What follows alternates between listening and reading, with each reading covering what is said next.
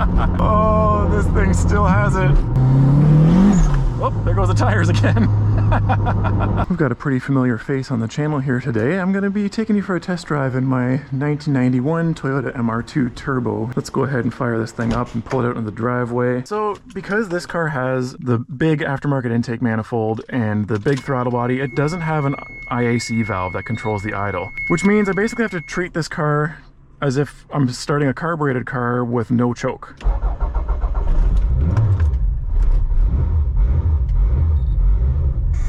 There we go. What that means is this car is not just going to turn over and then start idling on its own. I have to give it a certain amount of throttle to open up that throttle body. I'm going to watch this water temp gauge and I'm going to see just when it starts to move a little bit. Typically, once the car warms up, then it will idle. Like right now, it's only running because I have my foot giving it a little bit of gas. If I let go, it's going to stall. This is some race car crap, guys. This is one of the many reasons why I say this car is kind of awful to drive. Parking this thing way too tight here.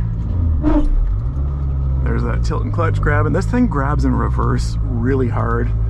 And I think it's just a Tilton clutch thing. I've seen some other cars like Evos and stuff that run these clutches. They make those same horrible sounds. So see, now I got a little bit of temperature in the engine and I can take my foot off the gas, and now it's going to idle like normal. I've got oil pressure here that I've put in the factory boost gauge location because this is an aftermarket Defi boost gauge. This is my exhaust gas temperature. This is my AFRs, obviously my fuel mixture. The mod list on this car is a mile long, and if I was gonna stick with the typical format that I do with these videos, this would end up being like 2.5 hours long. So I'm gonna go ahead and put a link in the description that has an article on the website that has every single thing done to this car. So this is a factory 3S GT car. This is an original turbo car.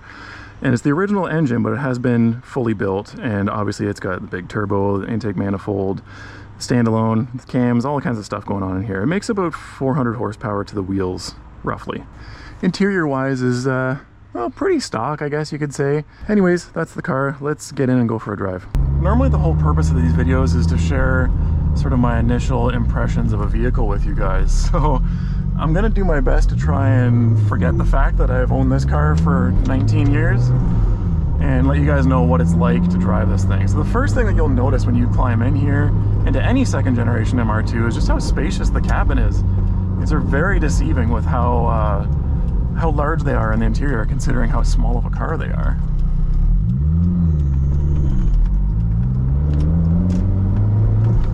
The next thing that you're going to notice is the Tilton twin disc clutch in this car, and this is one of the reasons why I say this car is awful to drive on the street.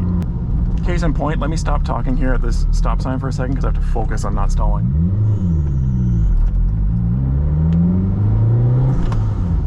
So the person that I bought this clutch off of, I've got a little 90s nostalgia with the pop-up headlights up here in the forest. He bought two of these and he put one in his race car and he was going to put the other one in his street car and decided as soon as he drove the race car through the pits, oh, there's no way I'm driving this on the street because it's just too difficult. And I'm not going to lie to you and say that this clutch is easy to drive on the street because it's not. Compared to any other clutch, even any other aftermarket race clutch, this thing is it adds character to the car, that's for sure. It's rated to hold like 800 foot-pounds of torque or something like that, which is crazy. And the reason I went so overkill with it is because the original XD 6-puck clutch that I had in this car didn't hold the horsepower when we were tuning it on the dyno. And that's why I don't know exactly how much power this car makes, because it started making 360 to the wheels and then the clutch slipped, and it just, you can see on the graph that the clutch is not grabbing anymore. So it's safe to assume that this thing is making around 400 to the wheels now with a proper clutch in it. Another reason why I upgraded to the Tilton clutch in this car, partly was because it's so rare and such a unique item and stuff, but the other thing is that it is super lightweight. And I've had people in some of my other MR2 videos mention like, hey, that thing doesn't sound like a 3S, why does it sound so different? And I think part of it is because this thing is so free revving. It revs so fast that this factory tack can't even keep up, actually.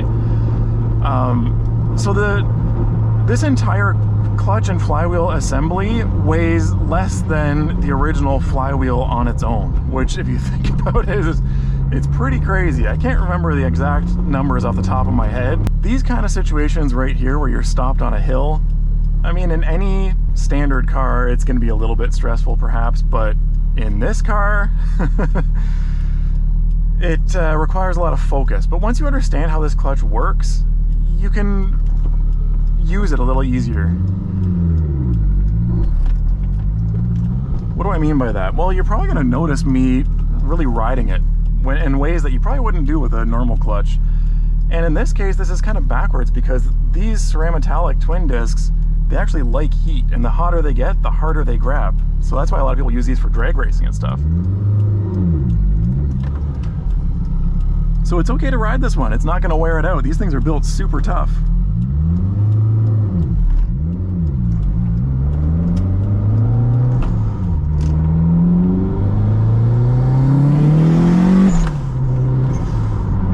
Another issue that I do battle with this car is heat soak, and the problem is I have upgraded the factory intercooler. I do have a Greddy side mount on this car, but realistically on a mid-engine setup that creates this much heat in the engine bay, I should have some kind of a trunk-mounted intercooler or an air-to-water one or something.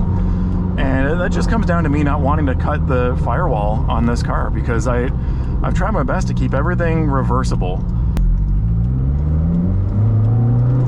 So all the rattling and all the squealing noises that this car makes, don't worry.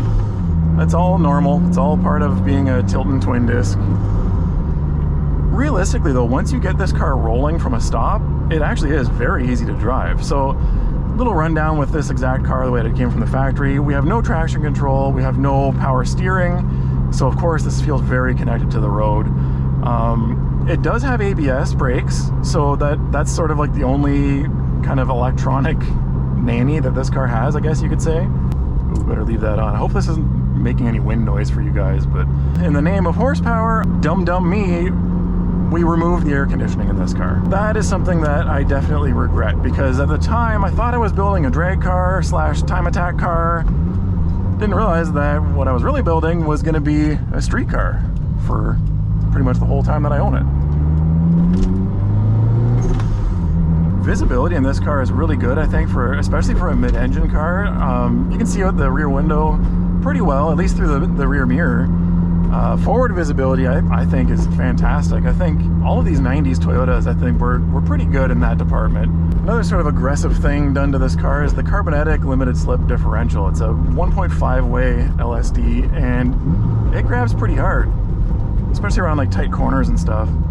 Got a speed bump here, and one thing that's nice with this car, you know, when you're looking at it from the outside, you wouldn't really guess it because it has a very aggressive stance visually, but even though it's very low and has very little like gap in the fenders with the tires, because these are bigger 18-inch wheels, ground clearance on this car is actually pretty decent. I have to say, I don't really have too much trouble getting around the city.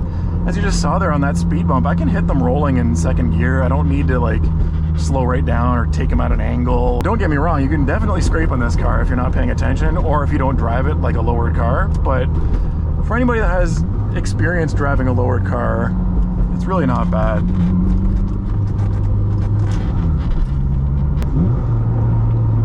Yeah, that light flywheel makes it so much easier to rev match in this car.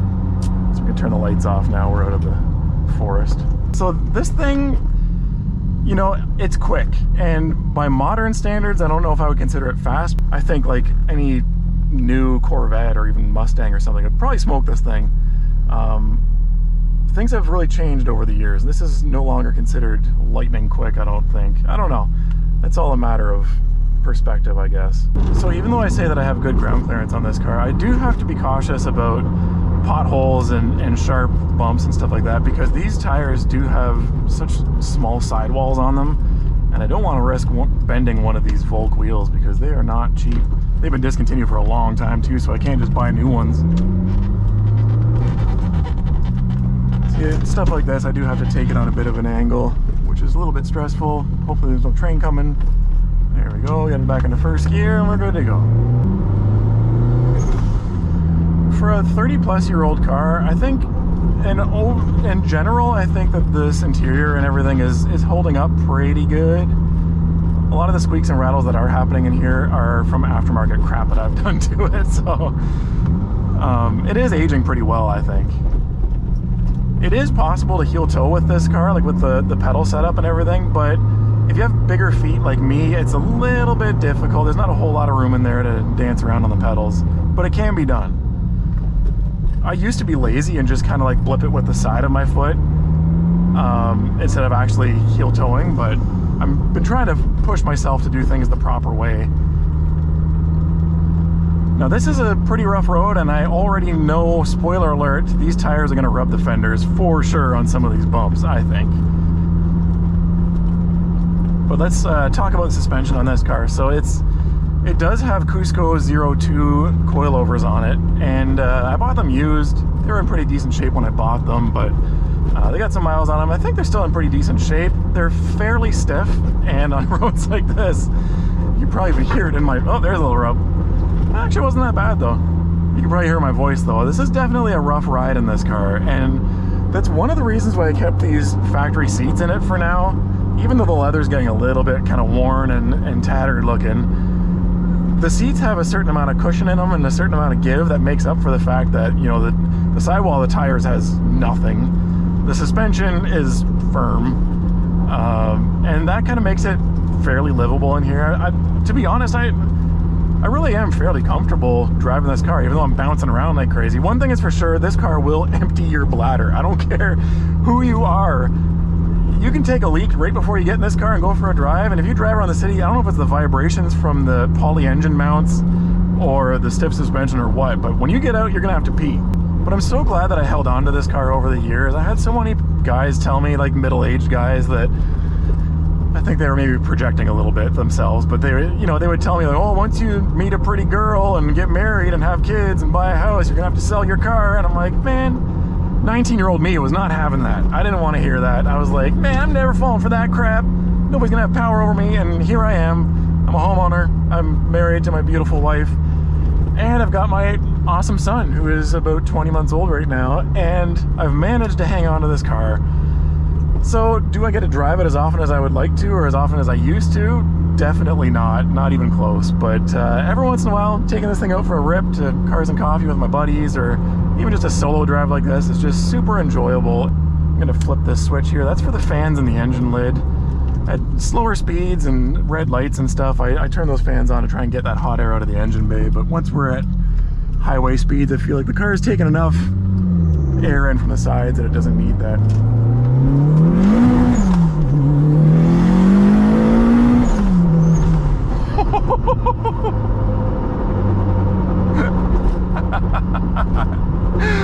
Oh, this thing still has it. I don't want to be like biased or anything here. Sorry, I gotta unlock my seatbelt. Holy crap. Yeah, I don't want to be biased or anything here, but in terms of the series of test drive videos on this channel, this is by far the fastest car that I've driven on here. It's a fairly cool day today, so you might call this boost weather.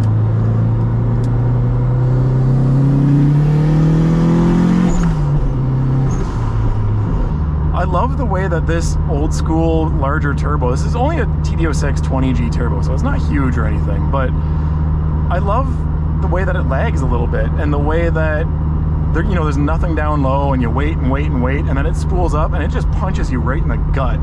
And that's what threatens to break the tires loose, and it makes it really violent and really rowdy to drive. And to be honest, I've owned this car for almost 20 years. I've got a lot of experience driving this thing. I've had it on racetracks, I've been all over the street and everything with it. And even still, every time I get behind the wheel of this car, I'm a little bit nervous and I'm a little bit scared, because it's just so unpredictable, it's so raw, it's just all around sketchy. I think a lot of people would drive this car and say that it's horrible and never want to drive it again. This is built for a very, very specific type of owner, and it's me, because I like things that are sketchy, a little rough around the edges. I don't want things to be easy. I want to earn it. I want to, like, this car requires skill to even get it rolling in gear, otherwise you're just going to stall it. As a matter of fact, my wife is confident, of course, like, she knows how to drive standard. She's confident that she could just get in this car and drive it. She's never driven it before. And she always tells me, like, no, I could drive that thing, no problem. I won't stall it. And, you know, I've been kind of throwing around the idea of, like, should we make a video, her and I, of me kind of calling her bluff and being like, okay, here's the keys, I dare you to try and drive it. And I don't know, like, Comment below if you guys want us to make that video.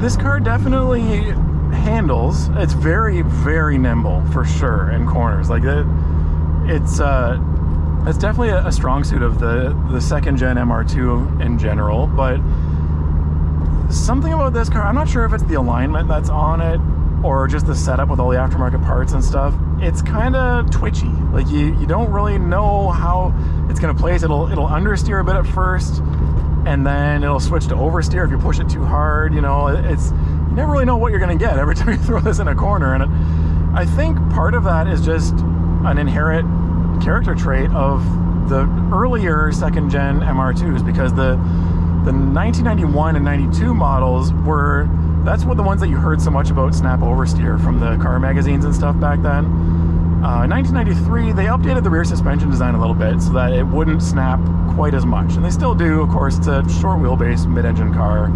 It's just kind of the nature of the beast. But this being an earlier model, it's already susceptible to that. And then honestly, I think the suspension on this car could definitely be better tuned if I was doing more road racing or autocross and stuff like that. And then you also have you got to factor in the wheel and tire setup on this is not exactly the most functional thing in the world.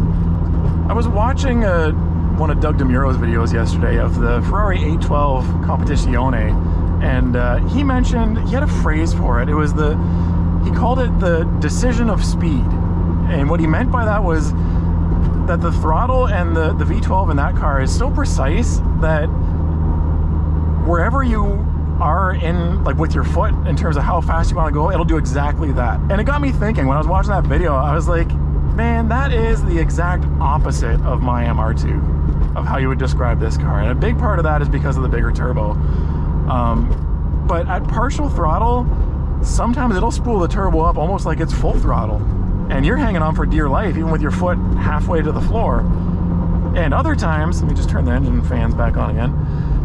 At other times it'll be just barely part throttle, just like you think that you're doing. So it's like at light throttle it's predictable, and at full throttle it's definitely predictable. But mid throttle, midway through, it's kind of uncertain what you're gonna get depending on, I guess, what the turbo feels like doing in that moment.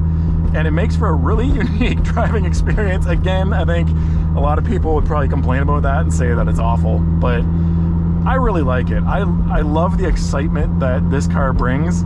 If you're skilled enough to drive it and appreciate it, you have to understand how the clutch works and how the car is tuned, that, you know, all the power is up top in the rev range. You're not going to have much down low below, say, 4,000 RPM or so. But, you know, one of the reasons why people love the Ferrari F40s so much, apart from the whole 80s and early 90s nostalgia and the styling and just what the car was, but I find a lot of the tests and stuff and the reviews that you see of that car, people really love the fact that it has turbo lag and there's nothing down low, and then it spools up and then it just kicks you in the gut and just takes off and screams all the way to red line. And I feel like maybe without even really meaning to, I've sort of recreated that feeling with this car, obviously at a much cheaper and maybe a more reliable level. It's so common that manufacturers are declaring war on turbo lag, right? Because they're all putting turbos on their cars. That's how they're fighting all these EPA regulations and stuff, right? So even the full-size pickup trucks are turbocharged engines these days. So they're all about getting rid of turbo lag, because that's what people have always complained about in the past with turbo cars, is like, well, you know, say you have a V8 versus a turbo car, you got to wait for the power, you got to wait for the turbo to spool up, and then the power is there. And for some reason, manufacturers have decided that they need to duplicate.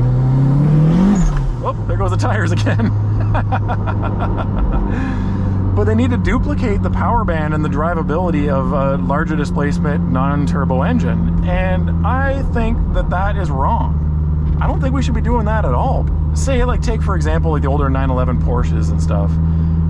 Everybody loves them because they're sketchy. And like the turbo 911s were a lot like what I'm describing this car, and cars like that F40. They were, in general, pretty horrible to drive. That they would spool up unpredictably, and but now that time has passed and collectors are getting their hands on them, people appreciate that. It's actually considered a good thing to have turbo lag because it creates character.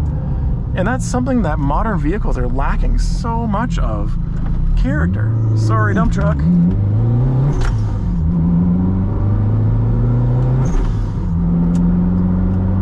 Anyways, I am all for turbo lag. Turbo lag is a good thing, people. Let's get on board. Let's start a movement. Turbo lag is awesome. It makes for an exciting to drive car, and it makes it feel like a turbo car and not trying to mimic a naturally aspirated setup. Anyways, forgot to mention this shifter. I did upgrade to a 94 and newer shifter, which is, I actually got rid of the TRD quick shifter that was in this car because it was too notchy, it was too hard to shift fast, and it still kind of is. It helped a lot, but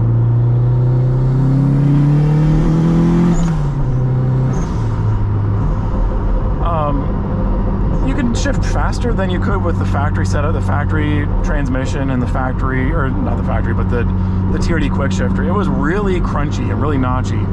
This is much smoother, but it's still, I wouldn't consider this like a great transmission to shift. And it's kind of strange. Like, I don't know if it's something to do with my car specifically, because I've seen some of the reviews and stuff on YouTube, and they've actually praised the MR2 for having a really good feeling shifter, and mine just isn't quite there. I don't know. Like, I've upgraded all the bushings to the aftermarket brass bushings. I've got a 98, like a weighted 1998 JDM shift knob, which is, in my opinion, the best feeling shift knob for this car. And I don't know, it's, compared to modern cars, it's still not that great. But you can see here we're on the 401. We're doing, well, I don't know, 110 kilometers an hour, about 65-ish miles per hour.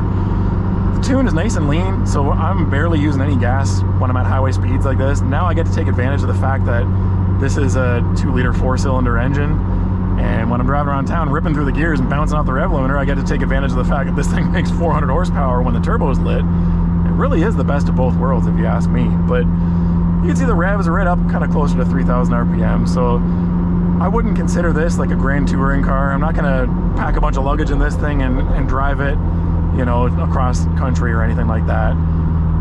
It's comfortable enough, I guess, but it's not practical enough, and I just wouldn't want to drive something that's this highly modified in a really long distance, personally. It feels like a 90s car, because 90s cars were not refined, especially the sports cars. They were sketchy. They were a little bit difficult to drive. They had turbo lag. They were lightweight, so they were getting thrown all over the place, like on a windy day on the highway. I want that, because if I wanted this to drive and feel like a modern vehicle, I would just go out and buy a modern vehicle. That's my take on things. My friends at BAC Automotive in Waterloo, they built the engine and did the performance work on this car, I want to say more than 15 years ago. And this engine has been built and unopened since then for over 15 years. And to see it making more than double the factory horsepower, you see how rowdy this car is. This thing is a frickin' beast. And I'm able to beat on it and bounce it off the rev limiter like that, break the tires loose, go full boost. And look at it. I'm driving home on the highway. The tune is still great. It's just barely sipping gas. It's running perfectly fine. Oil pressure's up. EGTs are exactly where they're supposed to be. The water temp gauge has not moved up at all. Sometimes you gotta bring in the experts if you want to be able to enjoy your car and not be in the garage tinkering with it and fixing it and rebuilding it all the time. Special shout out to John Conji, Bruno Gabriel, Ryan Maxwell. Those three guys, man, they really put things together on this car, and I can't thank them enough. So thank you guys for watching. I want you to comment below what your favorite 90s sports car was. Sorry guys, I almost forgot to show you one more cool feature on this car. So I deleted the cruise control on it, and at the time I was really interested in drag racing. I wanted to put a line lock in this car, and I didn't want like an ugly aftermarket button on the dash somewhere. So since the cruise control was deleted, we actually wired the line lock into this cruise control switch, so that this is essentially like an OG launch control. So you pump the brakes up a few times and then hold this back, and you'll see a little light's going to come on in the vents here. I can now let off the brakes, and this car is held in place perfectly right now. And so this way I can preload the clutch, and then when the light turns green, I can just go for it. So this is a really stealthy little line lock launch control system if you want. It also comes in handy for street driving, especially with this clutch. So if I'm trying to get started on a really steep hill, I can use this to hold the car in place, and then as I'm giving it throttle, I can pull away. So I'll give you a little demonstration as I'm pulling into the garage here, how it works. So as you can see, I'm on a bit of an incline here. If I let off the brakes, you can see I'm rolling backwards. So I'm gonna hold this down. I'm gonna put it in gear. I'm gonna hold the line lock down. Now we're held in place, and I can load it up like this as soon as I let go, and we're moving forward. Anyways, cool little feature for you guys. Okay, bye.